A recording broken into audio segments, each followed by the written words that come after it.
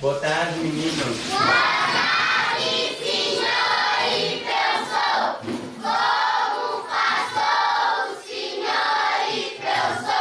Bem, obrigado. E os meninos?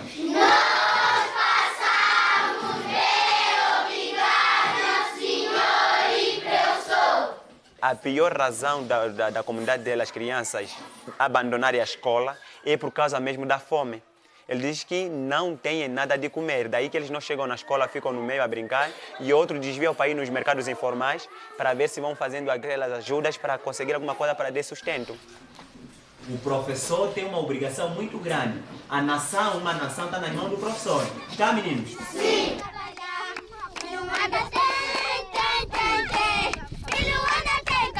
Vamos trabalhar.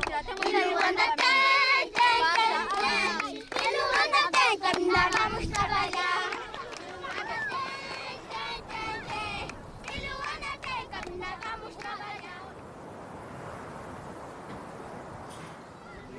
A escola primária onde o professor Francisco Chacola dá aulas não tem água nem casas de banho.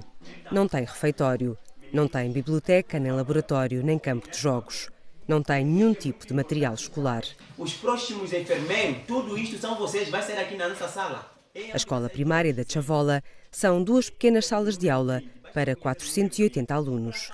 É uma escola regular para os padrões angolanos. Muitas das crianças estudam por baixo de árvore e ainda há crianças mesmo que estudam por baixo do sol. Sim! Se eu aqui só tenho, por exemplo, 2 lápis, com mais 2 lápis, quantos lápis eu terei? 4! Continuação! Se olharem para a minha turma, tenho mais de 60 alunos. E isto muitas das vezes é muito difícil, porque vejamos, nós não podemos só pensar que só temos que transmitir o próprio conhecimento, mas também tínhamos que andar de carteira a carteira para ver como é que as habilidades que cada criança tem. O que adianta a gente avançar com a aula porque estamos a seguir o programa e o menino ainda não aprendeu nada? Está correto? Não! E no final do ano o professor está a se acabar já. Olha, eu consegui acabar com o programa. Mas quando vão perguntar meu aluno não sabe absolutamente nada. Isso está correto? Não! Tá, vamos andar devagarinho. E há meninos? Sim! A escola primária da Chavola fica no município de Lubango, província da Huila, a mais populosa de Angola, depois da capital, Luanda, e a que registra dos índices mais elevados de analfabetismo. No país, 22% das crianças e jovens nunca foram à escola e mais de 50% não terminam o ensino primário, colocando Angola na cauda da África subsaariana e atrás de todas as antigas colónias portuguesas. 38, 39, 33. Quantos anos tens? 12. Esse ano vai fazer 13. Tenho 13. E estás em classe? Terceira classe. Terceira classe. A terceira. Em Angola, poucas crianças entram para a escola antes dos 10 anos. Quase 80% das que concluem o ensino primário não transitam para o secundário. A situação agravou-se com a crise de 2015. Tive um caso em que o pai diz que eu não tenho condições para comprar mais um caderno novo. Os cadernos agora estão caros.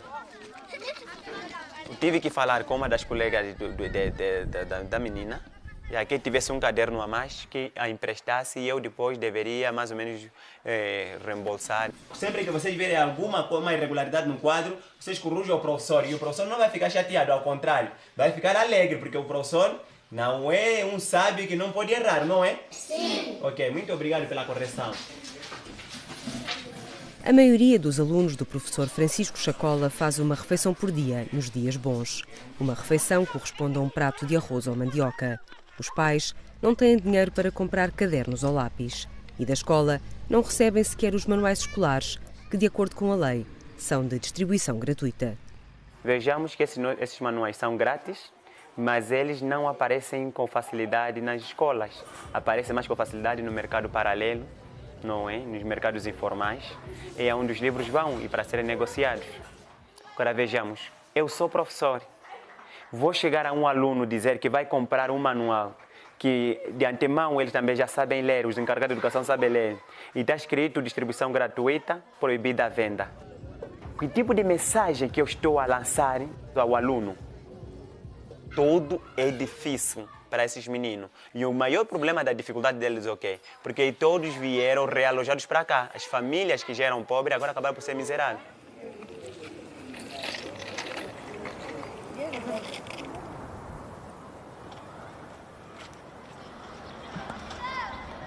O realojamento de que fala Francisco Chacola foi um despejo coercivo que deixou sem teto 3.000 famílias. Há 6 anos, a pretexto da reabertura da linha férrea, as autoridades angolanas destruíram as habitações precárias de 25.000 pessoas. Ao contrário do que tinha prometido, o governo não construiu uma única casa de realojamento. A 11 de março de 2010, homens, mulheres, bebés, crianças e idosos foram transportados em caminhões e atirados para a mata da Chavola, em plena época das chuvas. Era uma mata. Quando fomos cá realojados, então tivemos cá que desfazer, ainda desmatar. Pode desmatar, então pronto, tivemos que colocar aqui a nossa bate-chapa, ou a nossa casa de chapa. Todos os nossos haveres estragaram com chuva. Nós não aproveitamos absolutamente nada. Nossa vida toda está a iniciar do zero. O governo não deu absolutamente nada. Aquilo é o seguinte, nos realojar aqui como animais selvagens, Deus que os cuide, bye bye. Durante semanas, Francisco, a mulher grávida de 6 meses e os 2 filhos bebés dormiram ao relento, desprotegidos do frio, dos perigos da mata e das chuvas de março. Aos poucos, o professor primário foi erguendo a casa de chapa onde vivem. Esse tipo de terra é de muitas víboras, de muitas serpentes. Por exemplo, aqui em casa nós estamos mensalmente a matar 1, 2 cobras. Esse meu filhinho pequeno, ele praticamente coisou aqui, encontrou a cobra, estava mais ou menos ali assim, ali atrás da porta. E pronto, ele estava a dizer, bicho, bicho, bicho. Então o irmão mais velho viu e quando que chamou, quando ele gritou, ai, não sei o que é. Não estava, chamou, neste caso, a mãe. Estamos a sofrer aqui, não temos água, não temos a luz. A água que nós consumimos, estamos a tirar do rio e aquilo está cheio de micróbios. Nem sempre as pessoas fervem e se fervem não é da melhor maneira. Há muitas doenças que aqui surgem, é por causa dessas situações todas que estamos aqui. Em Angola, mais de 80% das casas não têm água canalizada.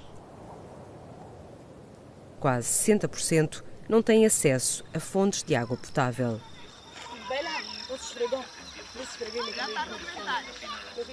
Na Chavola, o rio fica a mais de 5 km. As estradas são um desafio.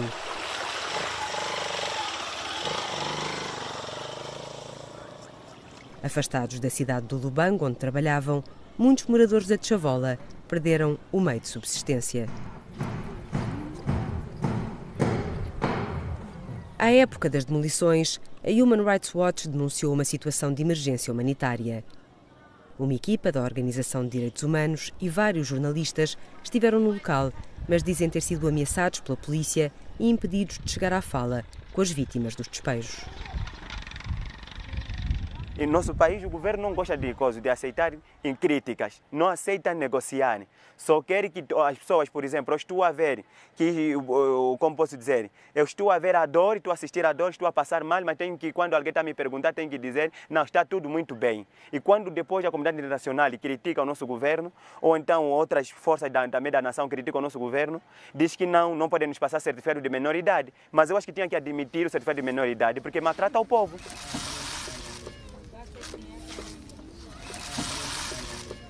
Lá tínhamos energia, lá não houve muita bandidagem, lá tínhamos água.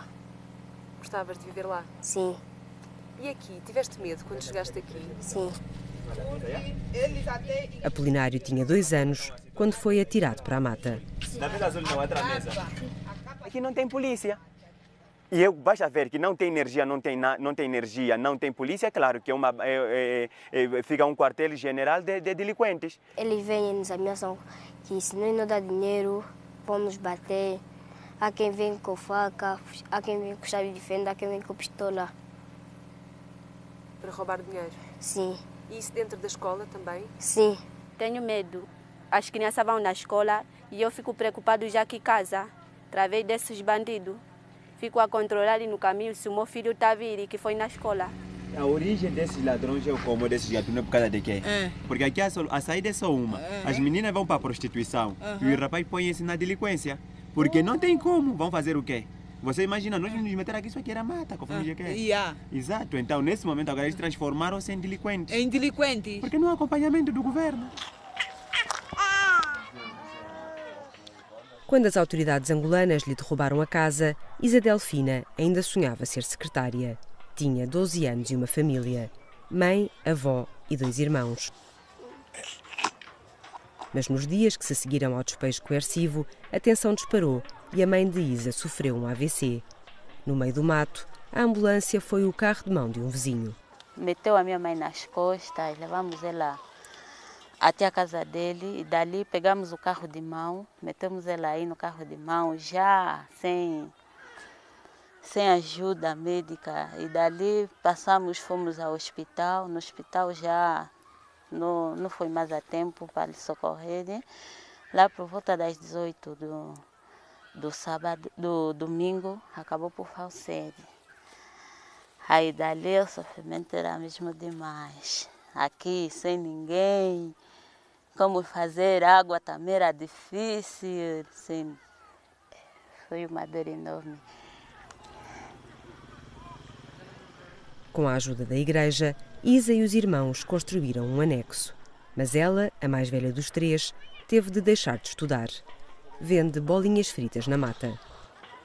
Gostaria de estudar e terminar com meus estudos.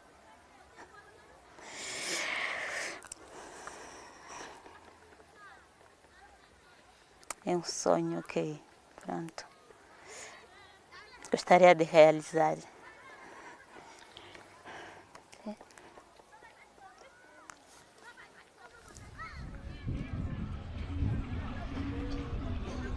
No antigo bairro dos moradores da Chavola, continuam a viver milhares de pessoas. A segurança foi um dos pretextos para os despejos.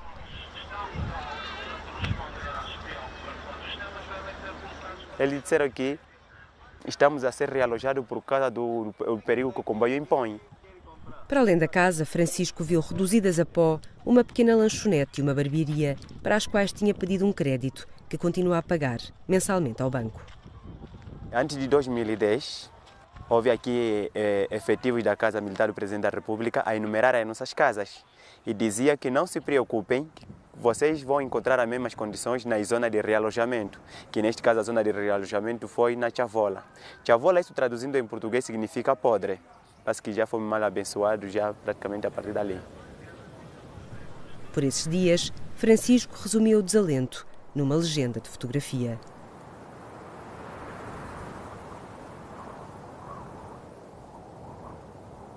Em 2010, enquanto os desalojados da linha férrea reerguiam as suas casas com as próprias mãos, o então governador da província da Huila, o homem responsável pelas demolições, mandava construir este condomínio orçamentado em milhões de dólares. 6 anos depois, mais de 90% destas casas com vista para as habitações precárias da Chavola continuam desocupadas. Das 30 moradias que o então governador da Huila mandou construir, apenas 2 estão habitadas. Foram compradas por altos funcionários do Estado.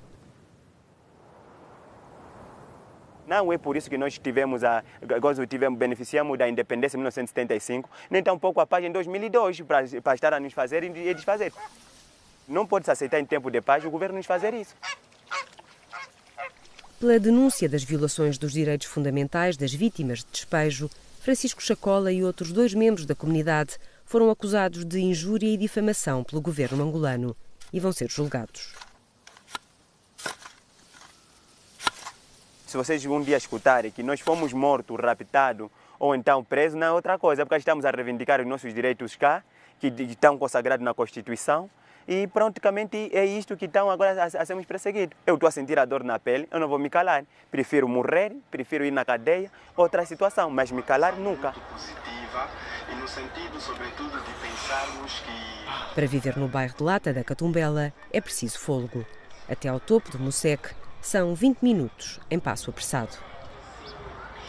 Se jovem em Angola, como é que eu diria? Se jovem em Angola é uma desgraça. Tenho um filho. Afirmo que o meu amigo também tem um. Mas ele não. Então. Tens 2 filhos? Eu tenho 2. Yeah.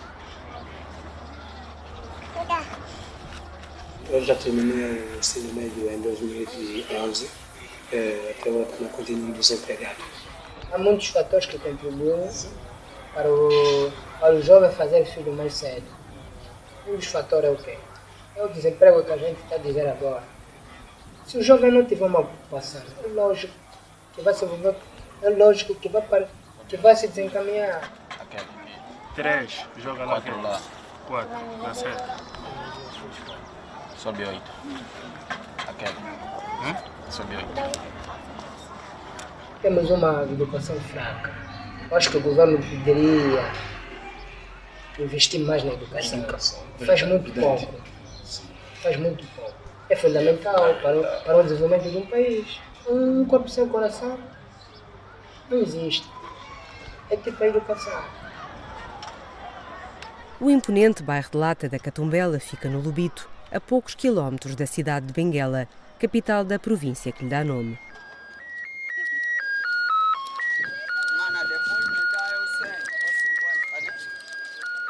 Nos anos 60, Benguela era uma joia. Quando eu fui a Benguela eu não quis regressar. Ao ver Praia Morena fiquei a sonhar. Com o pé no Atlântico e extensos areais onde o turismo não chega, Benguela vive de nostalgia. Na Marginal, a herança portuguesa morre de pé. Os únicos edifícios recuperados pertencem à banca ou ao Estado. Não resta um cinema, um teatro, um parque de diversões. Eu, pelo menos, para ser sincero, nunca fui a um cinema. A não ser aqueles clubes antigos. Sim, a gente assistia. Acho que já havia. Antigamente já havia cinema. Mas agora já não se faz sentido. Chamava-se clube. Sim. O que na gíria chamamos de clube.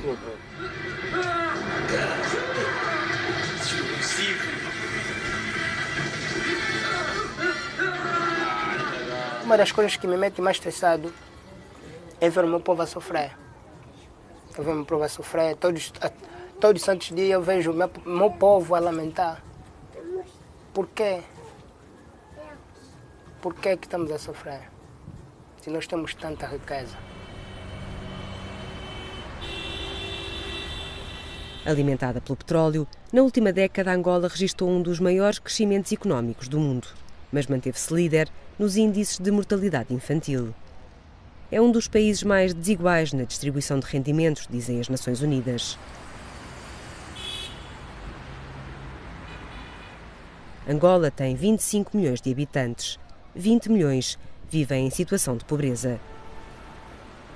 Mas o país tem um dos maiores consumos de champanhe per capita. Vendem-se 240 mil garrafas por ano, quase todas em Luanda. Se Luanda é a montra do milagre económico angolano, a Baía da capital é o melhor exemplo do espetáculo da reconstrução. A primeira fase de intervenção custou mais de 200 milhões de dólares. As palmeiras, mais de 3 mil, foram quase todas importadas de Miami. O mais importante é a vida. Aqui todos nós pagaremos nossos pecados. Entendeste?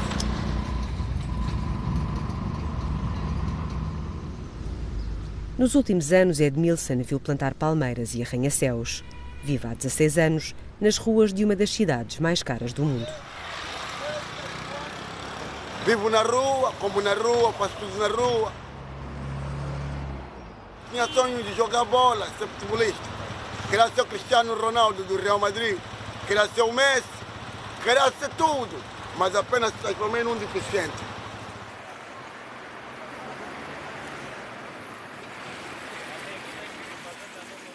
Nas ruas do centro, onde Edmilson passa dias e noites, o lixo intoxica os passeios, mas há casas alugadas por mais de 5 mil euros mensais. Um apartamento num prédio degradado como este pode custar 1.000 euros por mês. Quase 80% da população urbana de Angola vive em bairros de lata. Nascer no Mocek é crescer sem nada para fazer. Aqui foi a casa onde eu cresci e tal, a casa da minha mãe.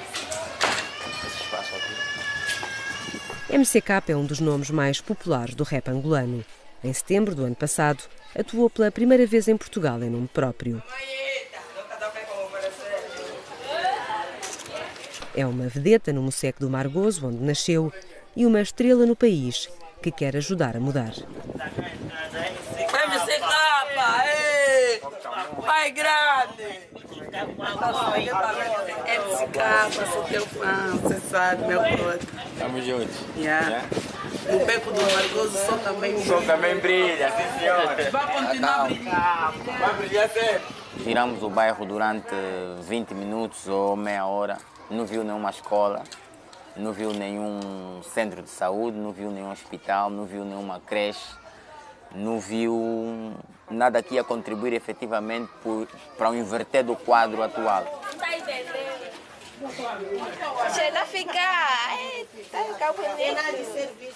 Não temos uma educação a nível de planeamento familiar, pobres fazem muitos filhos, continuam a fazer muitos filhos, o que aumenta muito mais a pobreza. Se eu tô vivo até agora, acho que é Deus. Se eu tô formado, eu acho que é Deus. 3 álbuns no mercado, eu acho que é Deus. Eu tenho o povo do meu lado, eu acho que é Deus. Se eu tô vivo até agora, acho que é Deus. Se eu tô formado, acho que é Deus.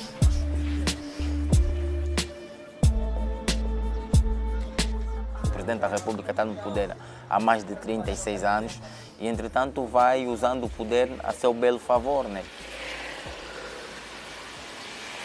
Assistimos agora recentemente à nomeação da filha do presidente pelo pai como PCA da maior empresa pública de Angola. Anteriormente vimos a nomeação do seu outro filho como presidente do Fundo Monetário.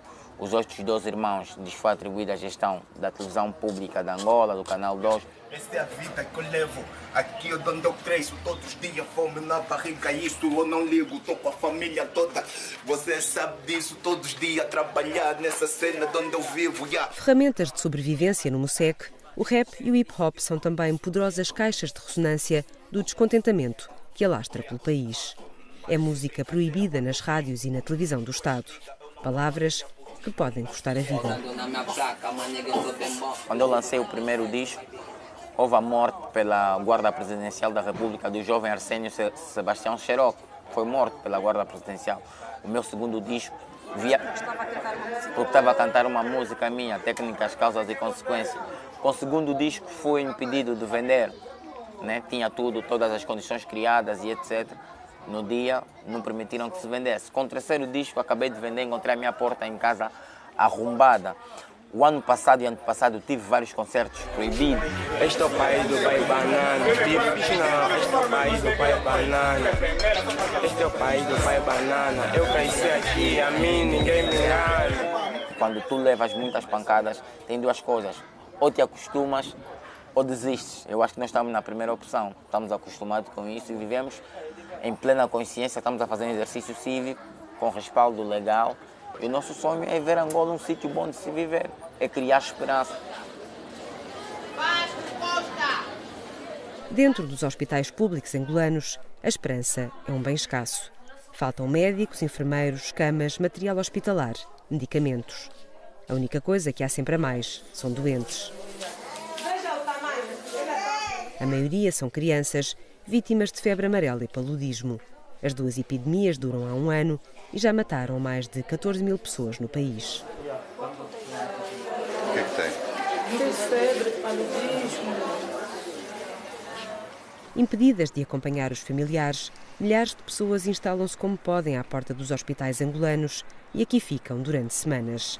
Em Angola não há transportes públicos e as famílias não têm como pagar as dispendiosas deslocações diárias entre a casa e o hospital. Eu já estou da semana passada, numa sexta-feira. O meu primeiro filho que está doente. O que é que ele tem? Febre. E não a deixam estar lá dentro? Dormo aqui. A cama mesmo é essa, papel. Ela tem essas febres mesmo que está aqui. Falta de sangue. Febre amarela. Febre amarela, sim. Aquela sente. Assim já levou 3 balões de sangue. Uma neném de 2 anos e 7 meses.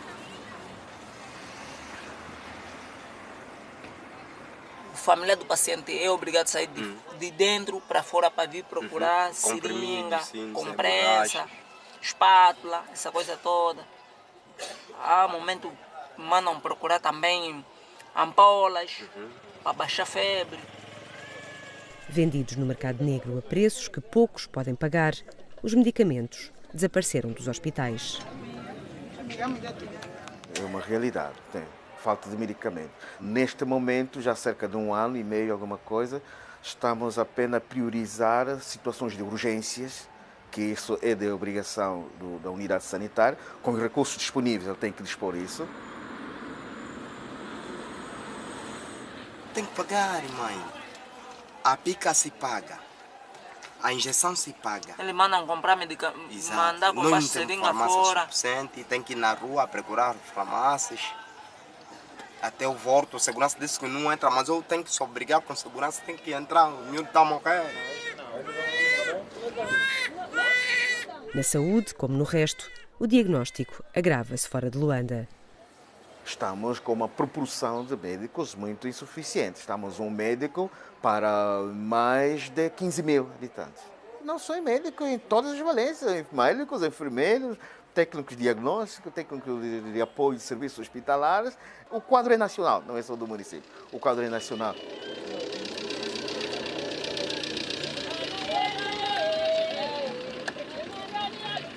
A malária é a principal causa de morte em Angola. O país tem anualmente 3 milhões de casos diagnosticados.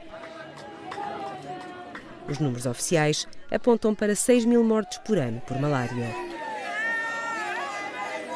Em 2015, desde que o governo deixou de pagar às empresas de recolha de lixo, a situação agravou-se.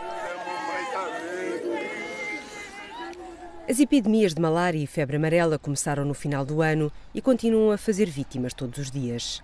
Os cemitérios, sobretudo em Luanda, estão sobrelotados. No país, mais de 90% das habitações não têm saneamento básico. E quando chove, as ruas transformam-se em rios lamacentos. Se toda a gente tivesse vacinado antecipadamente, isto não acontecia. Nós, estrangeiros, não podemos entrar em Angola sem estarmos vacinados contra a febre amarela. Portanto, se toda a gente cá tivesse vacinada contra a febre amarela, isto não iria acontecer. E se agora se arranjaram meios para vacinar 8 ou 10 milhões de pessoas, se calhar, se tem trabalhado na prevenção, poderia eventualmente ter sido evitado. As campanhas de vacinação começaram meses depois das epidemias e estão a ser custeadas pela Organização Mundial de Saúde. Em 2015, o governo cortou o orçamento da saúde em 30%. No Orçamento Geral do Estado de 2016, os gastos com a defesa ultrapassam os 13%, o mesmo que saúde e educação juntas. O país, em paz há 14 anos, é o que mais gasta na África subsaariana, com despesas militares. Estão a morrer mais pessoas hoje em Angola do que no tempo da guerra, sobretudo em Luanda. Continuamos a mentir, continuamos a inventar números, continuamos a viver de uma ilusão de que somos um país que se está a desenvolver, que somos um país que temos uma elite, que hoje convive com a Kim Kardashian, como aconteceu agora em Cannes, com a Isabel dos Santos, o marido, e as Kardashians. Quer dizer, então, toda a nossa vida tem de ser condicionada por esse estatuto social que, em princípio, ficaria muito bem a atores de cinema, atrizes, e não indivíduos que gerem um país. Em março deste ano, na sua conta do Instagram, Isabel dos Santos pediu aos angolanos doações para combater a malária. O apelo gerou reações indignadas. A filha do presidente, que é também a mulher mais rica de África, acabou por doar 28 mil euros. As boas-vindas para Chizé dos Santos! Chizé dos Santos, outra das filhas do presidente, apareceu na televisão pública a oferecer luvas, máscaras e seringas aos hospitais. Sentar-se aqui no quimbito.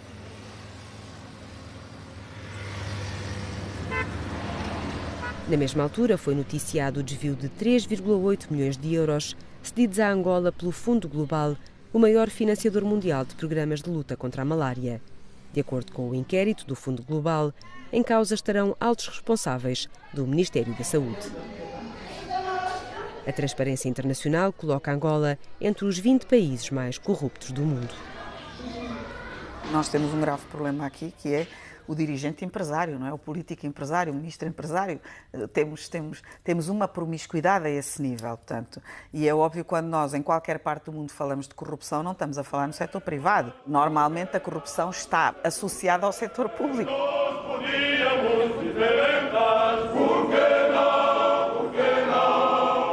Durante 11 anos, Alexandra Simeão foi vice-ministra da Educação no Governo de Unidade e Reconciliação Nacional, que juntou elementos de vários partidos na sequência das primeiras eleições no país e das longas negociações que culminaram no Acordo de Lusaka.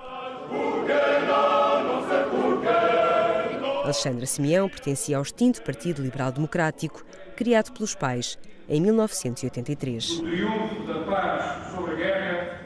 A mãe, Anália da Vitória Pereira, foi a primeira angolana a concorrer à presidência da República em 1992. As circunstâncias que envolvem a morte do pai, Carlos Simeão, nunca foram esclarecidas. Quando nos tornamos demasiado visíveis aqui, também corremos riscos. Corremos riscos no sentido de sermos ostracizados no emprego, de sermos conotados logo com qualquer coisa que não é agradável, não é? De alguma forma, revu, não é? E, portanto, a maior parte das pessoas não estão em condições de perder portanto, o pão de todos os dias quando tem uma família para alimentar.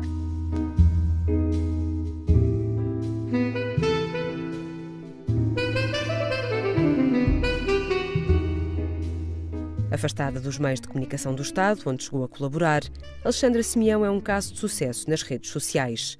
A analista tem um website e assina um podcast semanal. Olá, Alexandra, mais um podcast da sua autoria e hoje o tema, vamos falar sobre a paz, 13 anos de paz. O crescimento que nós tivemos não se repercutiu em desenvolvimento, portanto, em área nenhuma. Então, há aqui de facto uma falência ao nível das políticas públicas. Portanto, não podemos justificar nem com o passado histórico, nem com a quantidade de anos que tivemos de guerra, que obviamente tiveram outras sequelas.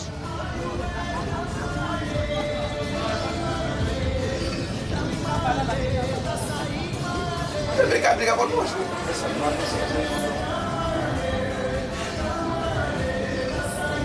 Queremos já uma nova governação, mudança de governação.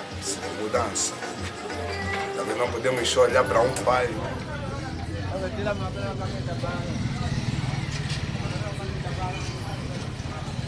Nós estamos cansados com a governação do MPLA. Estamos cansados. Precisamos de ajuda. Precisamos de ajuda. Está mal.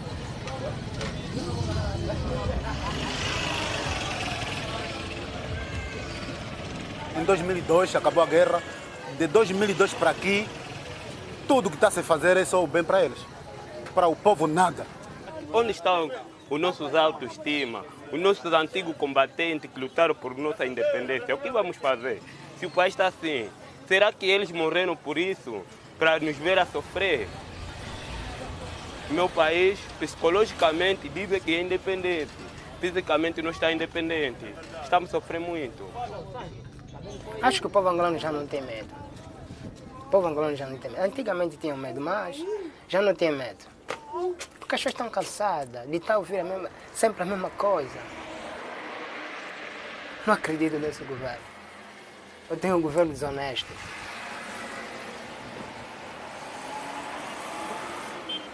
Custa passar e numa estrada onde deviam passar 2 carros já só está a passar um porque a outra metade está ocupada pelo lixo. Portanto, depois vem aquela revolta que se gasta tanto dinheiro em tantas coisas e que não se faz o essencial.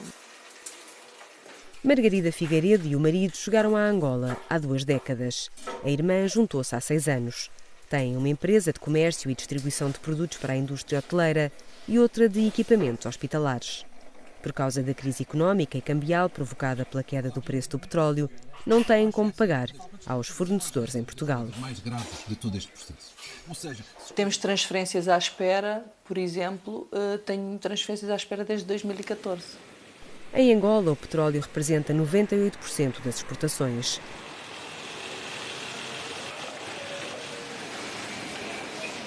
O país importa praticamente tudo. Com a queda do preço do petróleo, a moeda nacional, o Kwanza, desvalorizou quase 50%. A inflação disparou para perto dos 30%. Nas prateleiras cheias de produtos portugueses, os preços escalaram. 1 quilo de açúcar passou de 200 kwanzas para 720. Hoje fui ao supermercado, não havia leite, não havia arroz, não havia açúcar. Portanto, a escassez dos produtos também vai fazendo com que os preços subam muito. As coisas estão muito, muito caras. As contas da água e da luz subiram a um ritmo alucinante. Nós pagávamos 3.000 e tal kwanzas de luz e agora pagamos 9. Só em alimentação, esta família de 3 pessoas está a gastar 1.600 euros por mês. 20 vezes mais que o salário mínimo angolano, que ronda os 80 euros. Que vai sair da administração da NOS, do BIC e da EFASEC. Dos mais de 200 mil portugueses que trabalhavam em Angola, quase metade deixou o país no último ano. Pretende reforçar a transparência no desempenho das novas funções. À exceção dos pratos vegetarianos, quase tudo o que se prepara na cozinha de Rafael Marques, em Indigesto. É também aqui que funciona a redação do MAC Angola, a publicação digital que assina. Por causa do que escreve, diz o jornalista, sofre ameaças recorrentes.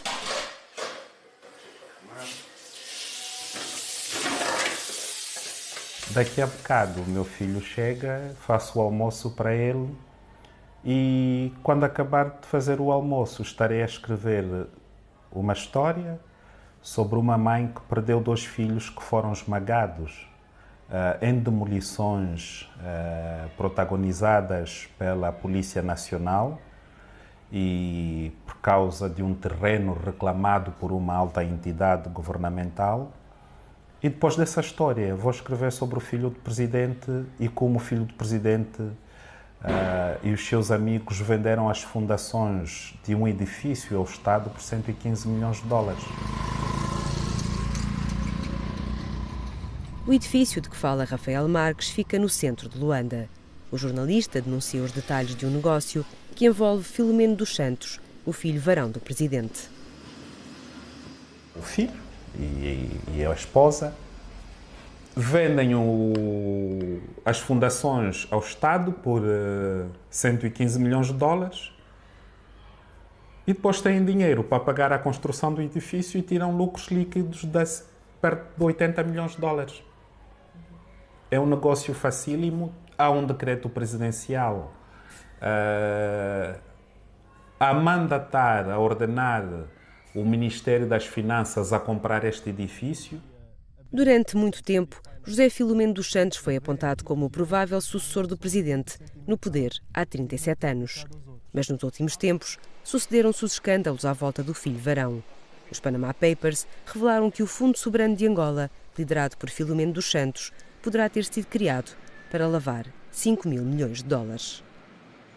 Os filhos do presidente mandam no país, não são os ministros. Numa das últimas investigações, o jornalista alega que Isabel dos Santos terá obtido a sua participação na Galp através da Sonangol, a petrolífera estatal angolana, num negócio alegadamente pago com fundos públicos.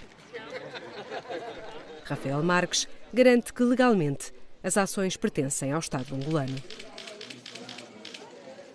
Eu posso provar com documentos porque tenho o memorando de entendimento entre a Sonangol e a empresa offshore que ela criou. A Isabel dos Santos não pagou pelas ações. Portanto, continuam legalmente a pertencer à Sonangol. E o Estado angolano deve reclamar essas ações. Durante 6 anos, Rafael Marques representou em Angola a organização Open Society do magnata norte-americano George Soros. A instituição investiu milhões de dólares no país, na área da educação. Em 1999, o jornalista esteve preso durante 6 meses por escrever um artigo crítico contra o presidente. Na prisão, começou a fazer ativismo. As relações com a Open Society começaram a degradar-se meses depois. Rafael Marques associa o afastamento a uma aproximação entre Jorge Soros e o regime angolano. Dez anos depois, o jornalista lançou o livro Diamantes de Sangue, Tortura e Corrupção em Angola, editado apenas em Portugal. Uma investigação de 7 anos sobre extração diamantífera, onde vários generais são acusados de tortura e violação de direitos humanos. Processado pelos generais, o jornalista foi condenado pela justiça angolana, mas vai recorrer da sentença. No meio de tanta pressão, ainda assim há vozes que dizem não e que falam diferente e que morrem por esta diferença. Alexandre Solomba é presidente do MIS Angola, uma organização de defesa da liberdade de expressão na África Austral. O jornalista defende que o monopólio dos órgãos de comunicação estatais põe em causa a possibilidade de eleições justas. Aquilo que o governo pensa é o que é refletido, repercutido nos órgãos de comunicação social, sem que ao mínimo haja contraditório. Portanto, não há contraditório, o governo assenhorou-se dos órgãos de comunicação social, já controlava os públicos, dos privados fez o mesmo. Tira fora das vistas, abre o olho, mano. Desliga a televisão, rasga o jornal e analisa o cotidiano. Alexandre Solomba lembra a forma como a televisão pública de Angola tratou a greve de fome de Luati Beirão. Em outubro do ano passado, referindo-se pela primeira vez ao tema, a TPA noticiou que o músico se encontrava debilitado porque estava a ter um comportamento diferente em relação aos alimentos. Lento, falta de firmeza, amparo permanente, consequência de um comportamento diferente em relação aos alimentos. Luati Beirão não comia há 21 dias. Aliado a pouca justificação. A tentativa de silenciar os críticos do regime, afirma o jornalista, estende-se à imprensa estrangeira. Em 2013, a revista norte-americana Forbes publicou uma reportagem acusando Isabel dos Santos de ter feito fortuna à custa de corrupção. Poucos meses depois, a filha mais velha do presidente comprou os direitos de exploração da Forbes para uma edição em língua portuguesa. Angola vai a votos no verão do próximo ano. José Eduardo dos Santos, que há 37 anos se sucede a ele próprio, foi considerado pela revista Forbes o segundo pior presidente africano, a seguir a Teodoro Obiang, da Guiné Equatorial. Em Angola, mais de 80% dos cidadãos não têm bilhete de identidade. Mas quase todos têm cartão de eleitor. O choque está de sangue das lágrimas da minha gente e não vê no horizonte o que será daqui para frente. Nessa terra de milionários feitos à custa dos outros, botados pelas galinhas e pelo alimento do nosso povo. Sonhamos com a liberdade e força de hipocrisia. Esse instrumento obrigado pela ilusão de democracia. Lutamos com palavras, talvez seja mais da fã. À hora que centenas de jovens se juntam numa pequena sala de espetáculos da capital para ouvir palavras proibidas, o professor Francisco Chacola guarda a mota dentro de casa. Na Chavola, onde permanecem os 25 mil desalojados da linha férrea, a delinquência agrava-se ao anoitecer.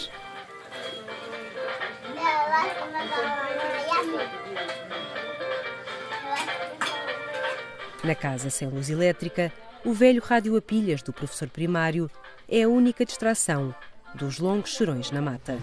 Quando se perdeu a independência, anunciava-se um continente melhor. Anunciava-se que teríamos segurança, teremos saúde, teremos alimentação, porque se não tivemos até aqui é porque o colono não deixou. Agora quando se coloca mas o colono foi, os problemas do colono herdaram-se e até hoje ainda não os conseguimos solucionar. Um sorriso, eu sou